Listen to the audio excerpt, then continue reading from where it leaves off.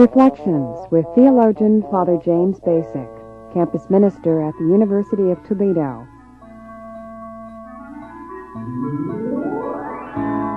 So many of the things that characterize bureaucracies maybe have come to work in the university, precisely, I suppose, because of efficiency. A student comes there and maybe doesn't find the kind of counselor that he or she would like, that here's this large number of courses and the whole thing's computerized and they want in this course and they can't get into it and they end up being frustrated, that maybe they go along and they're in a class with a teacher with 350 students in it and they don't have any personal interaction with that professor and so on. Joining Father Bacik in today's Reflections is Dr. John Reed, Chairman of the Department of Higher Education at the University of Toledo.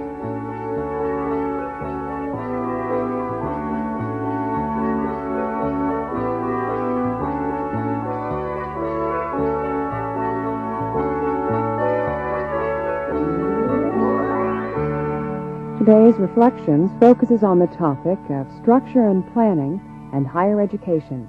Here's Father Bacik. John, I know that your field is higher education, and I would like to talk a little bit about that, about universities and colleges and how they are structured. You know, I'm thinking about one of the things that happens in our own society is that bureaucracies seem to take over. Bureaucracies that, as you have pointed out to me on other occasions, work from the top down, in which there are individualized functions, often function in a rather impersonal kind of way. As I'm thinking about that, I'm thinking about Max Weber's analysis of bureaucracies, and I think he used the interesting phrase, the iron cage, that we're moving into the age of the iron cage, where we will get caught in this kind of bureaucratic structure, and it will frustrate us no end and keep us really from growing and developing the way we should. And I think a lot of us encounter bureaucratic things in our general life and are often unhappy with it in dealing with impersonal clerks or not being able to get the unique and individualized kind of service we might want, organizations that don't realize that we are unique individuals and have our own needs and so on. And I wonder if many people don't end up thinking of universities like that a student comes there and maybe doesn't find the kind of counselor that he or she would like, that here's this large number of courses and the whole thing's computerized and they want in this course and they can't get into it and they end up being frustrated, that maybe they go along and they're in a class with a teacher with 350 students in it and they don't have any personal interaction with that professor and so on. So many of the things that characterize bureaucracies maybe have come to work in the university, precisely, I suppose, because of efficiency, and that seems to be the quickest, simplest way to get a lot of things done. John, maybe that's an entree into our topic here a little bit, and we can expand on that in many directions. So I'm on the question of the way universities are structured, how they're organized, and how they function, and maybe how we could plan better for the future. One of the more hopeful signs in higher education, a field which has a number of stresses these days, one of the hopeful areas has to do with structuring. After World War I, pretty much American colleges and universities had accepted the business model of organization, and as you point out, Weber was the father of that notion in many ways, and that was a pretty tight bureaucracy. I think it is encouraging that today many inhabitants of colleges and universities, students, staff, faculty, even some administrators, are becoming frustrated by the iron cage to the point they're doing something about it, particularly in very innovative places like the University of Pittsburgh, or I can think of the University of Virginia, which have, among the larger schools, made significant administrative changes. But I should. John, can you just give me an example of that? Okay. Well, one of the things that's happened in Virginia is what one can best call a flattening of the structure. In a typical bureaucracy, most of the listeners have seen organizational charts where you have a board or a president at the top, and then you've got a line going down to vice presidents and so on down this pyramid of little boxes until you get to the worker level. Well, what they've done at both the University of Virginia and West Virginia University, under the same executive vice president, is to really flatten that structure so that the worker is much closer to the person who is making the policy decisions. And so when you look at an organizational chart of West Virginia University, you will see 3 layers rather than, say, 6, 7, 8, or 9 going all the way down. That has many implications for worker satisfaction, for feelings of worker participation, in this case, professors, and other things. So that would be a specific example. But I should point out that one of the things that bothers me is many listeners may think that higher education institutions are where the most liberal thinking and the most innovative ideas come from.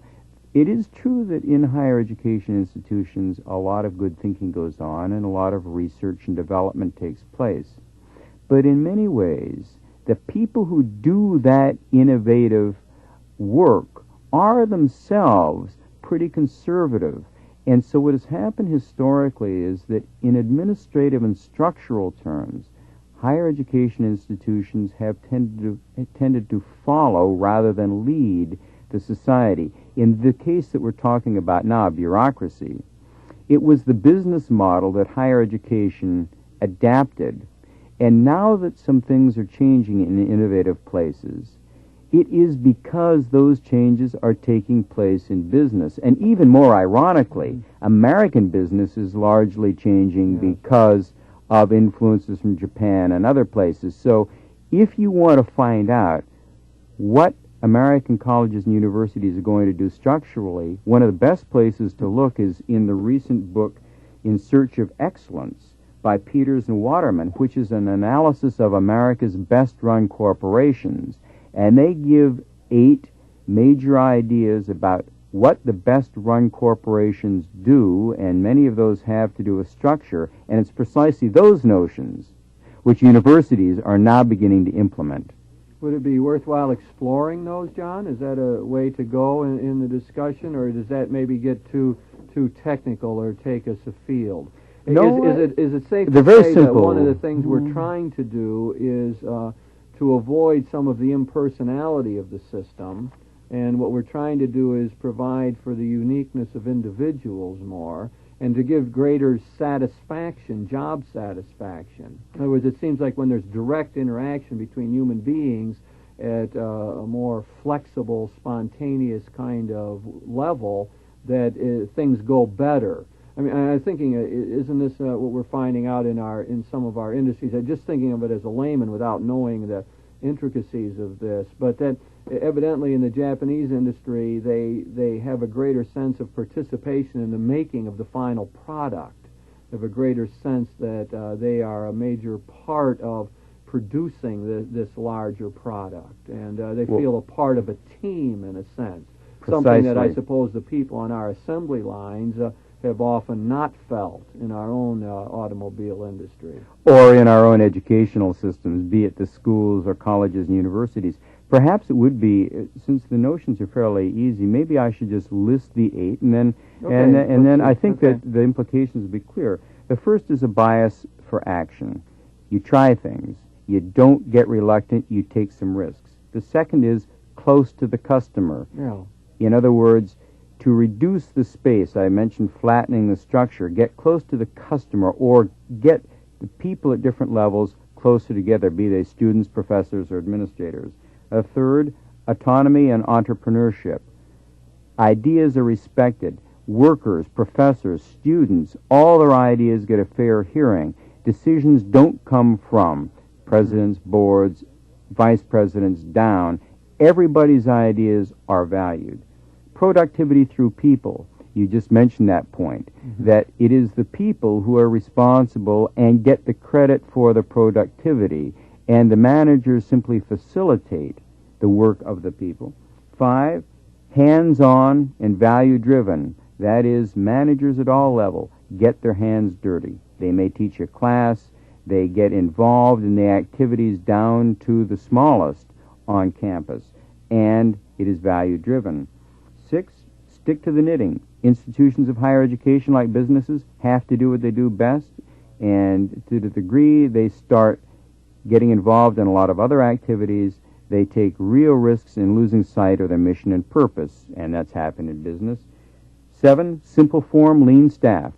Successful businesses are trimming staff, getting rid of managers, and operating with smaller units. And the last is simultaneous loose-knit properties. There has to be some degree of rigidity to hold the whole thing together, but at the same time, there is a looseness which gives individuals a chance to develop their own expertise, talents, whatever.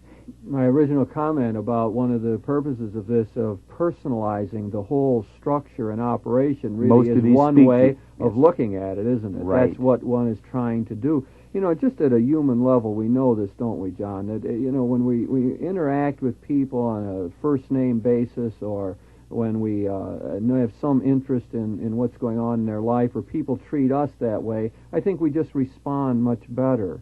We feel we're more part of it. We feel we have respect and dignity. I think very often what has happened in our culture as a whole is that people feel like they are cogs in the big machine, that they are ciphers, and that they don't count. The loss of individual worth and dignity, which we get in any large kind of institution. So we find it in our churches as well, that sense that a parishioner gets lost.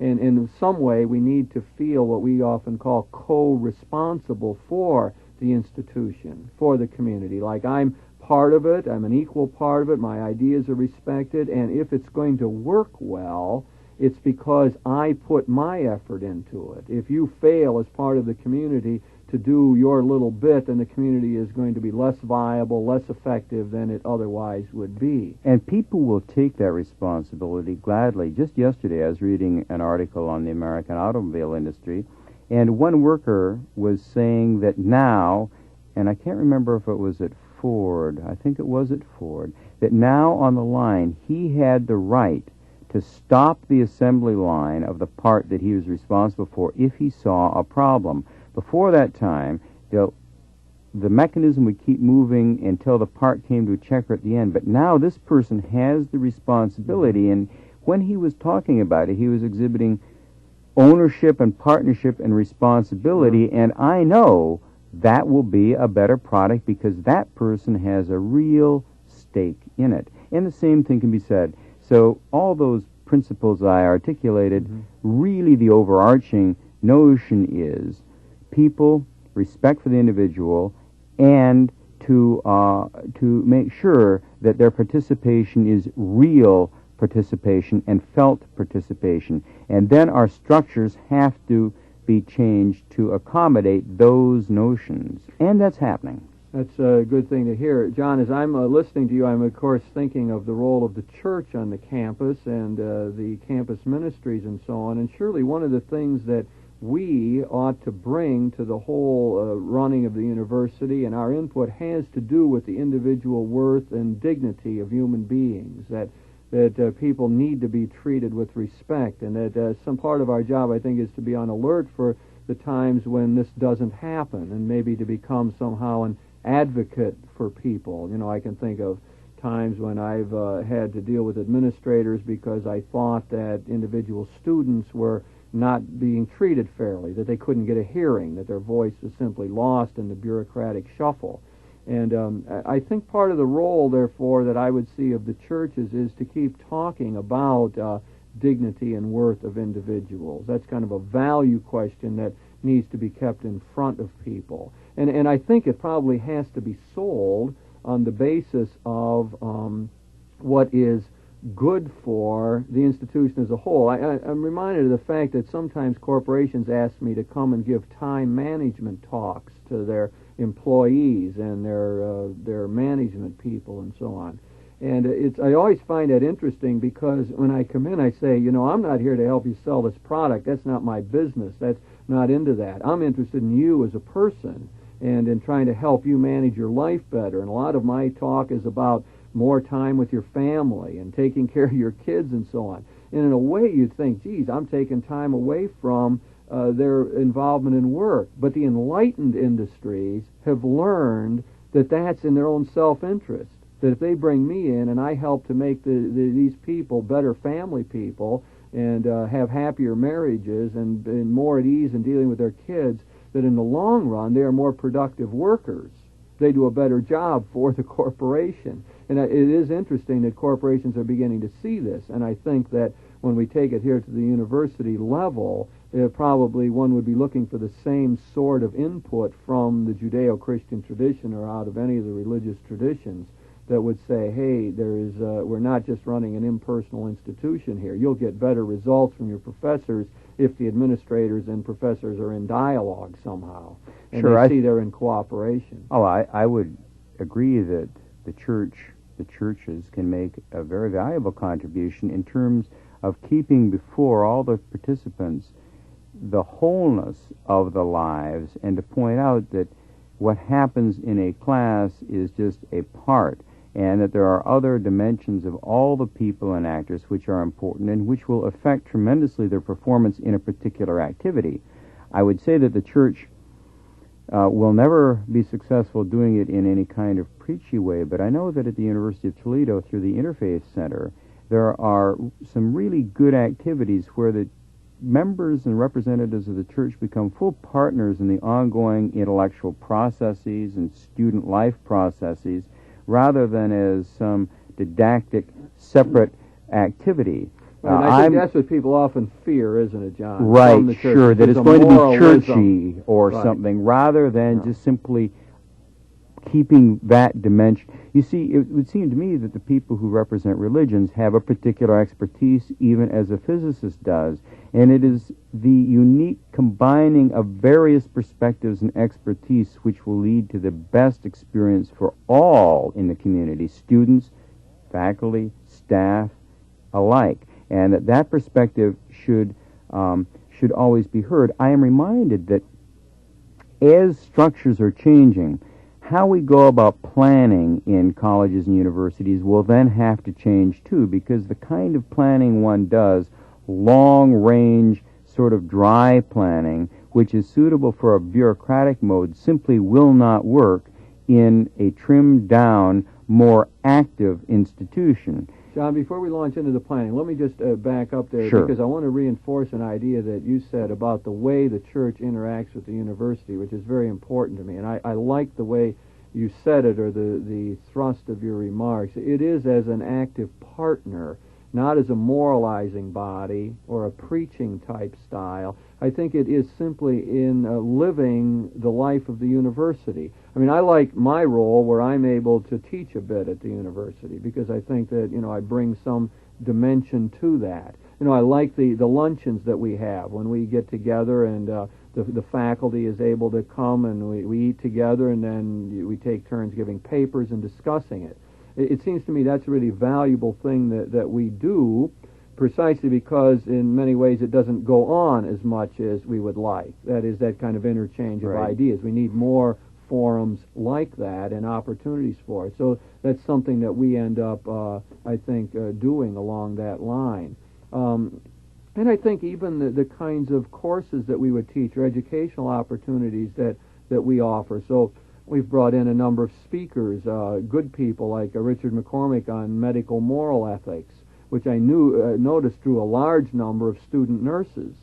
And perhaps, although I think we do have a fine course along that line at the university, which is a very good thing. And but it would be an example of where one would be supplementing, therefore, something that's going on in the university and highlighting it. And where we would find it not being done, then maybe we could jump in and try to do it for a while, but probably with the notion of hoping to get it back into the university structure.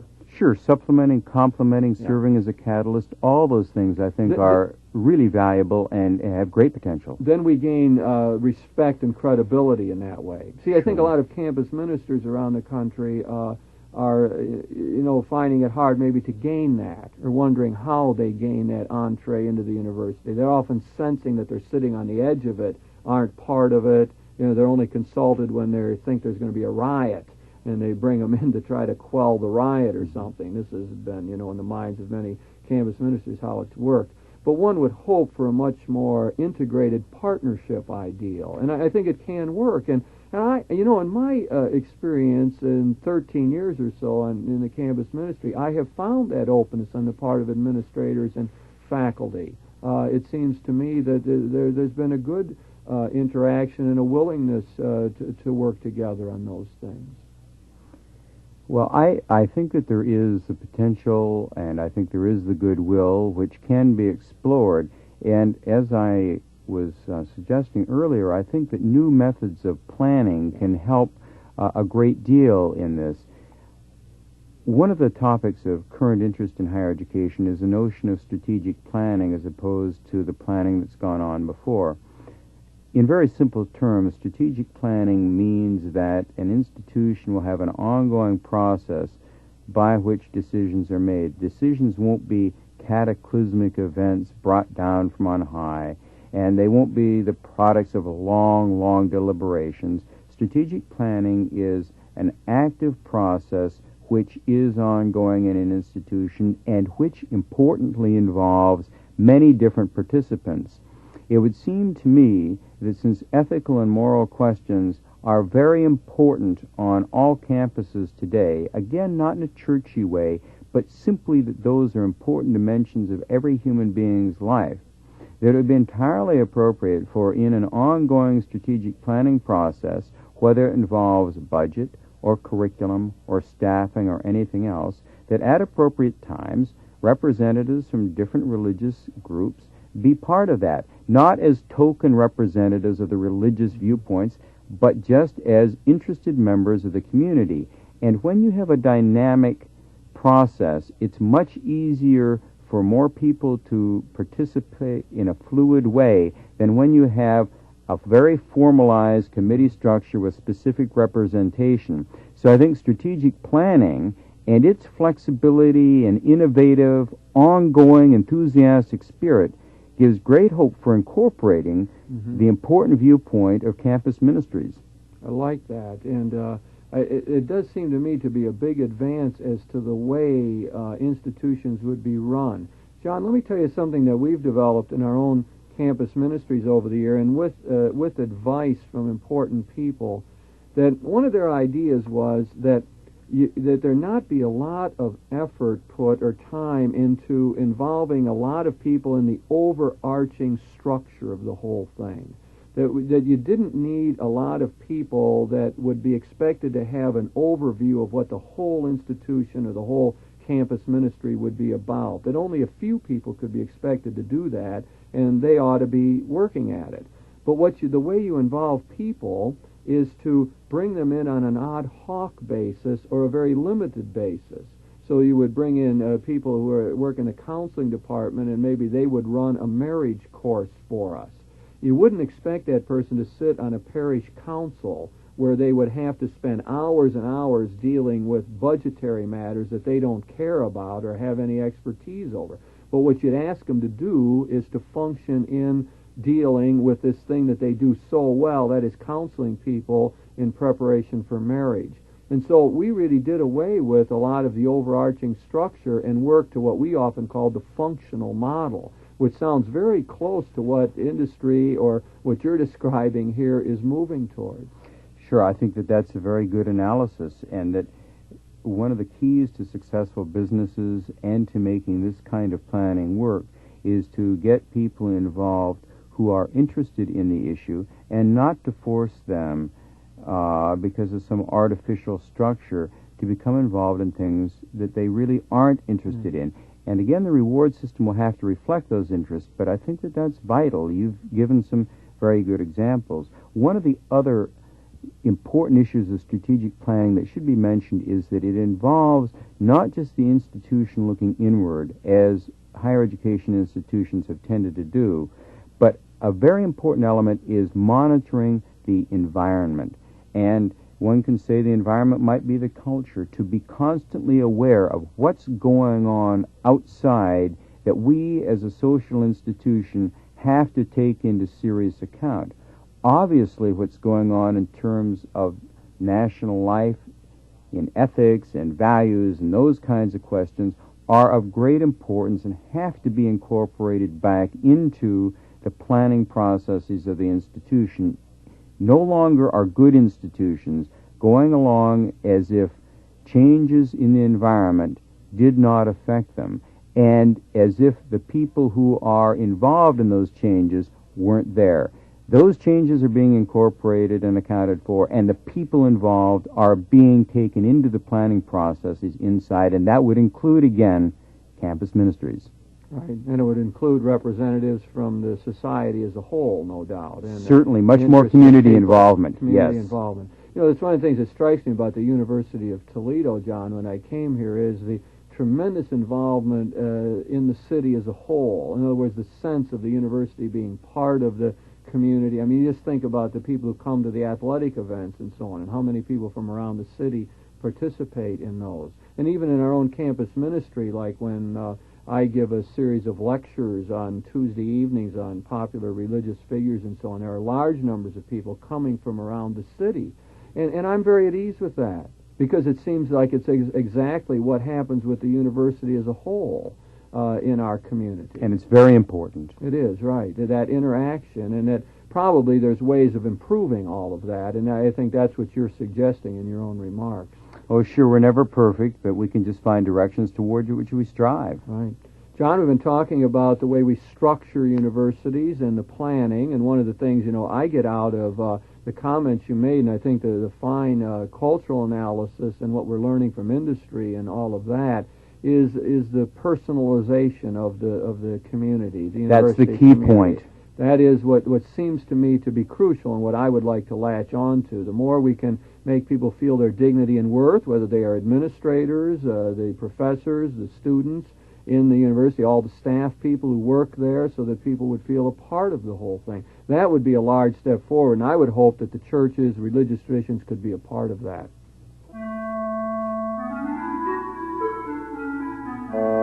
You've been listening to Reflections with your host, theologian Father James Bacik, campus minister at the University of Toledo.